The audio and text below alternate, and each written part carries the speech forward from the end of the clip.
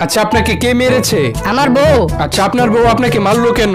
বেশি কিছু না, আমার বাসায় আমার শাশুড়ি আসছিল, আর তাই আমার বউ বললো বাইরে থেকে কিছু নিয়ে আসছে। আমি শুধু একটা ট্যাক্সি নিয়ে আসছিলাম।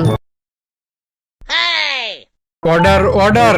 ও আচ্ছা, খাবারের অর্ডার দিতেছেন? তাহলে আমার জন্য একটা বার্গার, একটা পিৎজা, একটা কোকা কোলা, আবার 2টা বার্গার আর একটা সসের বোতল আনতে বললেন। বল্টু, তোমার অপরাধের পরিমাণ কম থাকায় তোমাকে এইবারের মতো ছেড়ে দেওয়া হলো। ধন্যবাদ। এখন তোমার যদি কিছু বলার থাকে তুমি বলতে পারো। হুজুর, আমি কি আমার চুরি করা টাকাগুলো নিয়ে যেতে পারি? বল্টু, তোমাকে কালকে ভোর সকাল 4টা বাজে ফাঁসি দেওয়া হবে। কি বলেন? এটা তো সম্ভব না। কেন? কারণ আমি তো সকাল 9টার আগে ঘুম থেকেই উঠি না।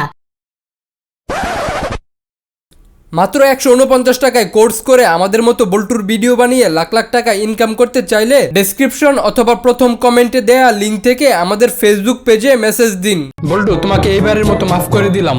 ধন্যবাদ হুজুর। তবে একটা কথা সবসময় মনে রাখবা, চোর বাটপারের সাথে কখনো কথা বলবা না। আচ্ছা হুজুর, আপনার সাথে আর কখনো কথা বলবো না।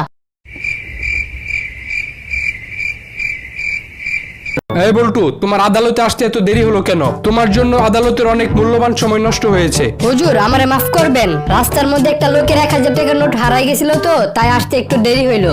ও আচ্ছা, টাকাটা খুঁজতে তুমি ওই লোকটাকে সাহায্য করতেছিলা? আরে না না, ওনার টাকাটা তো আমার পায়ের নিচে আসিল, তাই যতক্ষণ উনি টাকাটা খুঁজতেছিল ততক্ষণ ওনার সামনে থেকে আমি আসতে পারি নাই।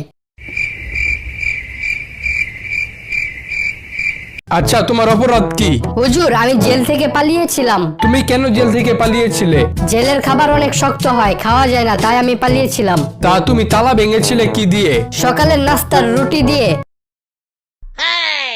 বল্টু, তোমার লজ্জা করে না? কেন হুজুর? এই নিয়ে তুমি 3বার আদালতে আসলা। তো কি হয়েছে? আমি তো মাত্র 3বার আসছি, আপনি তো প্রতিদিনই আসেন।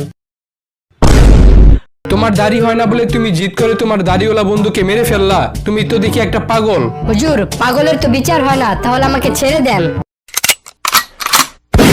বল্টু, তোমাকে কালকে ফাঁসি দেওয়া হবে। কি বলেন? আমার ফাঁসি তো 1 মাস পরে দেওয়ার কথা। আপনি নাকি জজ সাহেবের পরিচিত লোক, তাই আপনার কাজটা আগে করে দিতে বললো।